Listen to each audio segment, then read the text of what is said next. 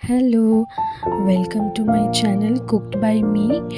আজকে আমি বানাচ্ছি চটজলদি টিফিন একটি রেসিপি, যেটি হচ্ছে ফ্রাইড রাইস, যেটা খুব সহজেই হাতের কাছে যা যা উপকরণ থাকে সেগুলো দিয়ে খুব সহজেই বানানো যায়।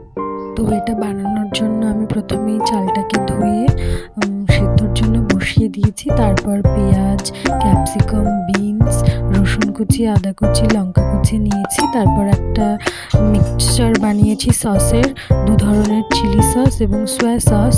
তারপর আমি কড়াইতে তেল দিয়ে দিয়েছি এবং সর্ষের তেলই দিয়েছি। তেলটা গরম হলে তার মধ্যে আদা কুচি, রসুন কুচি আর লঙ্কা কুচি দিয়েছি। তারপর সেটাকে খানিকক্ষণ নাড়াচাড়া করে একটু লাল লাল করে ভেজে নিয়েছি।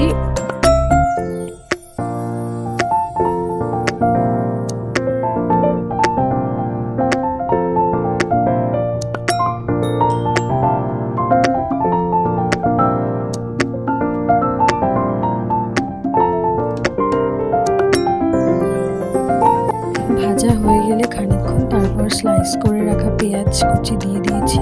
বেশ অনেকটাই পেঁয়াজ দিয়েছি, যাতে করে আমি ভেজিটেবলস একটু বেশি রাখতে চাই, সেই জন্য। তারপর পেঁয়াজটাকে ভালো করে সটে করে নিয়েছি। যতক্ষণ না ব্রাউনিশ হয়েছে ততক্ষণ পেঁয়াজটাকে ভাজতে দিতে হবে।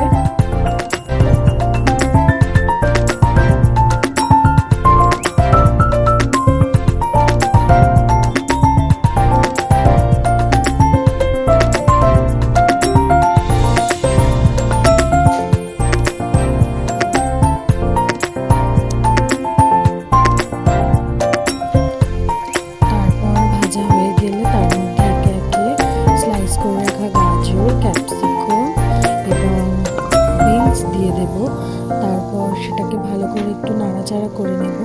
এগুলো বেশিক্ষণ নাড়াচাড়া করে সেদ্ধর দরকার নেই, এটাকে হাই হিটে খানিকক্ষণ নাড়াচাড়া করে নিলে হয়ে যাবে। তারপর আমার রাইসটা রেডি হয়ে গেছে, সেটা গরম ছিল, সেটাকে আমি প্লেটে ঠান্ডা করতে রেখে দিয়েছি। তারপর মাঝখানে মাঝখানে সেটাকে আবার নাড়তে হবে। তার মধ্যে আমি একটু লবণ দিয়েছি, যেটা দেখাতে মনে নেই। তারপর সেই সসের যে মিক্সচারটা ছিল সেটা আমি বাটিটা ধরেই গুলে নিচ্ছি। তারপর একে একে আমি তার মধ্যে রাইসটা দিচ্ছি। রাইসটা হাত দিয়েই দিচ্ছি, কারণ ঠান্ডা হয়ে গেছে।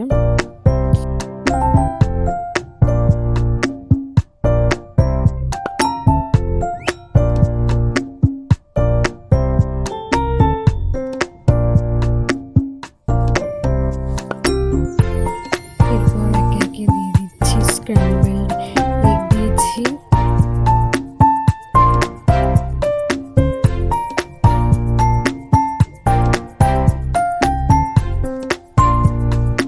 সসটা দিয়েছি যেটা আমি বাটিতে রেখেছিলাম।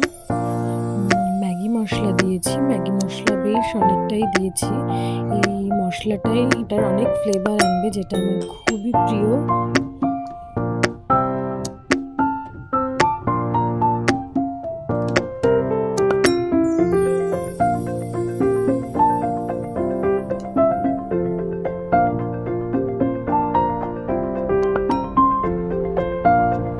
শেষে দিয়ে দিচ্ছি অরিগ্যানো। এটা আপনারা চাইলে দিতেও পারেন, নাও দিতে পারেন। আমার কাছে অনেকগুলো আছে এবং আমার বেশ ভালো লাগে, সেই জন্য।